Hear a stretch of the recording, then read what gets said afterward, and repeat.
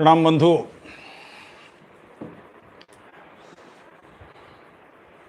कश्मीर प्रत्येक भारतवासी के लिए मुकुट है। हम सबको उसकी वर्तमान स्थिति दहलाती है। इसमें बदलाव होना चाहिए, इसे बेहतर होना चाहिए, ये हम सबकी इच्छा है, मगर हो नहीं पा रहा। आर्टिकल 370 हटा दिया गया, 35A हटा दिया गया, मगर कश्मीर में कोई बदलाव नहीं हुआ है। इसका मतलब कश्मीर की समस्या के समाधान की ओर जो कदम हमारे बढ़े, उनमें कुछ और बढ़ाने की ज़रूरत है। तो सबसे पहले इस बात को तय करना होगा, समझना होगा कि कश्मीर की समस्या है क्या। कश्मीर की समस्या जनसांख्यिकी परिवर्तन है, डेमोग्राफिक चेंजेस हैं। हमारी संख्या यानी राष्ट्रवादियों की, राष्ट्रभक्तों की, देश के मूल धारा के लोगों की जनसंख्या कम हो गई है। इतनी कम हो गई है कि उनको जब निष्कासन अभी 28-30 साल पहले उनका हुआ तो कुछ हजार लोग रह गए थे। पहले ही काफ़ी लोग बाहर आ चुके हैं। मैं दिल्ली में ही आपको चौथी पांचवी पीढ़ी के कश्मीरी मिल जाएंगे जो 5 पीढ़ी पहले, 7 पीढ़ी पहले माइग्रेट हुए थे। 100 साल पहले, 150 साल पहले, 200 साल पहले कश्मीर से निकल गए थे।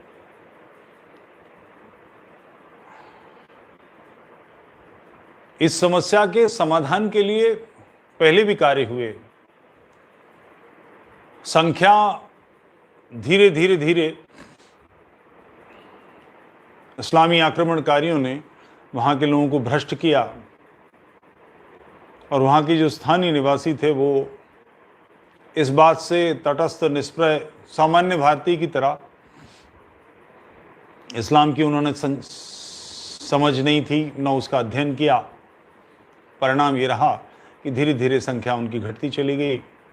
ज़ैनुल आबदीन और फलाना और ढमाका, और वो इसी में मस्त रहे कि वो निजी रूप से जो कुछ कर पा रहे हैं धर्म के नाम पर, यानी जो उनके लोकाचार हैं, वो पर्याप्त हैं। नहीं, धर्म और राजनीति विलग नहीं है। जो इस्लाम कहता है ना, दीन और दौला, दीन व्यक्तिगत चीज़ें, दौला राजनीति, सियासत, ये सब एक साथ है। ये वस्तुतः बिल्कुल ठीक बात है। हमारे आचार्य भी जानते थे।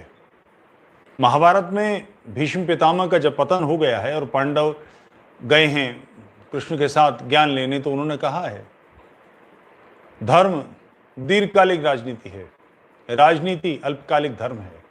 यही दीन और दौला वाली बात भीष्म पितामह को पता थी, आचार्य को पता थी, मगर इसका व्यवहार हम लोगों ने नहीं किया।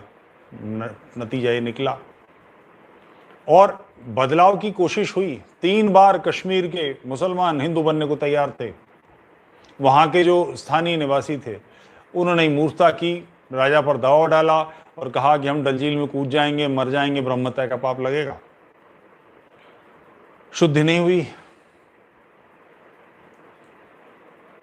भारत के विभाजन के लिए जो मूल जिम्मेदार है वो तो इस्लाम है, मगर इस प्रेरणा को देने वाले जो बड़े तीखे लोगों में पिछले समय में हुआ है वो इकबाल है। इकबाल के दादा हिंदू थे, ब्राह्मण थे, कश्मीर पंडित। तीसरी पीढ़ी में इतना जहर भर गया कि उसने भारत के विभाजन और उम्मा और फलाना और ढमाका, जो इस्लामियों ने पिछली सदी में बड़े लोग पैदा किए, उनमें से इकबाल है। इकबाल के दादा हिंदू थे, कश्मीरी पंडित। शेख अब्दुल्ला के परदादा हिंदू थे, और ये उनको पता है वो कहां से आए हैं, उनको वापस लिया जा सकता है, मगर अब ये दिनों दिन कठिन होता जाएगा। और अगर इस पीढ़ी ने ध्यान नहीं किया तो अगली पीढ़ी में कश्मीरी बचेंगे नहीं। उसका कारण है कि सब लोग नीचे आ गए, सब लोग पढ़े लिखे हैं, काम कर रहे हैं। कश्मीरी लड़के गैर कश्मीरी लड़कियों से शादी कर रहे हैं, कश्मीरी लड़कियां गैर कश्मीरी लड़कों से शादी कर रही हैं। अगली पीढ़ी बिल्कुल बदली हुई आएगी। ये जो दजेरू वटेरू पहनने वाली पीढ़ी है, ये समाप्त हो जाएगी। ये फंसी फंसी आवाज़ में जो बात करने वाले कश्मीरी हैं और वहाँ के जो कश्मीरी शैली का जीवन जीते हैं, वो जीवन धीरे धीरे समाप्त हो जाएगा। तो ये आखिरी पीढ़ी है और इसको किया कैसे जाए? शुद्धियां अगर करेंगे, एक तो कश्मीर में लोग नहीं, आधार बनाना पड़ेगा, और उस आधार बनाने के बाद केवल रहना पर्याप्त नहीं है, अपनी संख्या बढ़ानी पड़ेगी। ये बढ़ेगी कैसे? क्योंकि जब आप प्रयास करेंगे तो स्थानीय मुसलमान को ज्यादा समस्या नहीं होगी।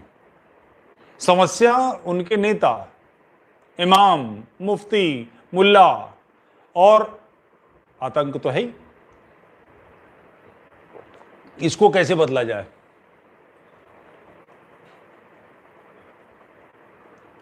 कश्मीर में शुद्धियां नहीं हो पाई, उसका कारण यह है कि ऐसा करने के लिए, और ये एक बार नहीं हुआ। जिस समय गृह मंत्री लाल कृष्ण आडवाणी थे, चट्टी सिंहपुरा में हत्याकांड हुए, लोग मारे गए, उस पर आडवाणी जी का स्टेटमेंट है। किसी पत्रकार ने पूछा तो उन्होंने कहा, हम कैसे रोक सकते हैं? निश्चित रोक सकते हैं। आपके अंदर करनी होगा, आपके मन में करनी का भान होगा तो निश्चित हो सकता है। कश्मीर में दो वर्ग हैं जो पीड़ित हैं। कश्मीरी पंडितों का, कश्मीरी हिंदुओं का तो हमें पता ही है। दूसरा एक वर्ग और है, वाल्मीकि समाज। ये पंजाब से ले जाकर वहां बसाया गया था, सफाई कर्मचारी। 5 लाख से अधिक इनकी संख्या है। इनको अब मतदान का अधिकार मिला है। ये वहां रहते थे, इनको केवल सफाई कर्मचारी ही बनना था, दूसरा काम ही नहीं कर सकते थे। कानूनी रूप से इनके साथ ये दुष्टता हुई। तो इन दो समाजों की रेजिमेंट्स तैयार की जाएं, सेनाएं। भारतीय सेना कर सकती है, उसमें कोई कठिनाई नहीं है। समाज ये बात करेगा, कश्मीरी हिंदू, वहां के जो पंडित हैं वो, उनका नेतृत्व, इसका प्रस्ताव सेना के पास भेजे। दूसरे कश्मीरी, जो कश्मीर में वाल्मीकि समाज है, जिनके पास मतदान के अधिकारी नहीं थे, जो पंजाब से भेजे गए थे, इनकी एक रेजिमेंट बने। आपको अजीब सा लग रहा होगा कि कश्मीरी पंडित कैसे लड़ेगा। सेना ट्रेनिंग का काम होती है, एक पर्टिकुलर ट्रेनिंग के बाद ही परिणाम होता है। आप में से कुछ लोगों को ही शायद मालूम हो कि भारत में 2 ब्राह्मण रेजिमेंट रही हैं सेना में। फर्स्ट ब्राह्मण और थर्ड ब्राह्मण। 1796 में फर्स्ट ब्राह्मण बनी थी और थर्ड ब्राह्मण 1798 में बनाई गई थी, और ये 1935 में डिसबैंड की गई और इसके ऑफिसर्स को, इसकी ट्रूप्स को फर्स्ट पंजाब में मर्ज कर दिया गया।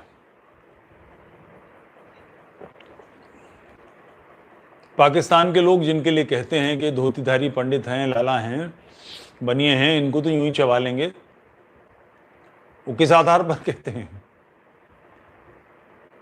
हमने 1971 में इन्हीं 30 मारखाओं का, इन्हीं बिलोच रेजिमेंटों का, इन्हीं पठानों का वो भुस भरा है बंगाल में कि जिंदगी भर याद रखें। ये संभव है। सेना एक ट्रेनिंग का काम होती है। इस बार वाल्मीकि रेजिमेंट, जिसका केंद्र श्रीनगर में, सोपोर में, कहीं ऐसी जगह, ऐसी कश्मीरी पंडितों की एक रेजिमेंट, और इसके प्रस्ताव वाल्मीकि समाज की तरफ से कश्मीर के और पंडितों की तरफ से ही जाएंगे।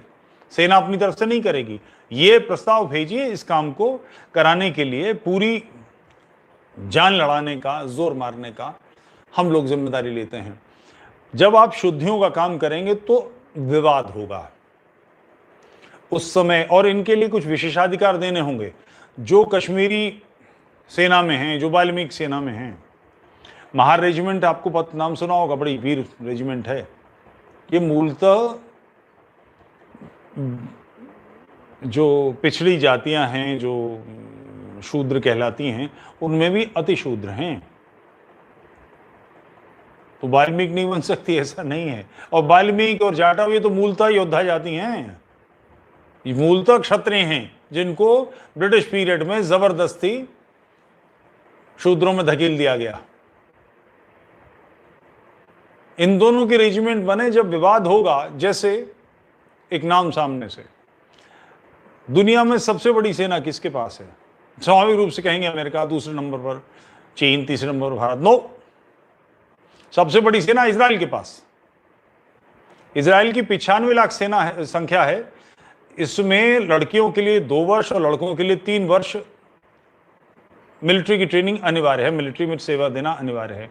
और इसके बाद ये अपने शस्त्र को, जो AK-47, AK-57 या इस तरह के शस्त्र हैं, उनको इशू कराकर घर ले जाते हैं।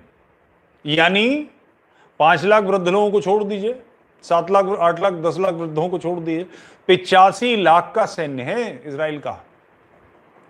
तो इन लोगों को भी ये कि जो ट्रेनिंग करेंगे और जो मिलिट्री में काम करेंगे, जब छुट्टी से घर जाएंगे तो अपने वेपन को साथ लेकर जाएंगे, रिवॉल्वर पिस्टल को नहीं, बड़े वेपन को साथ लेकर जाएंगे।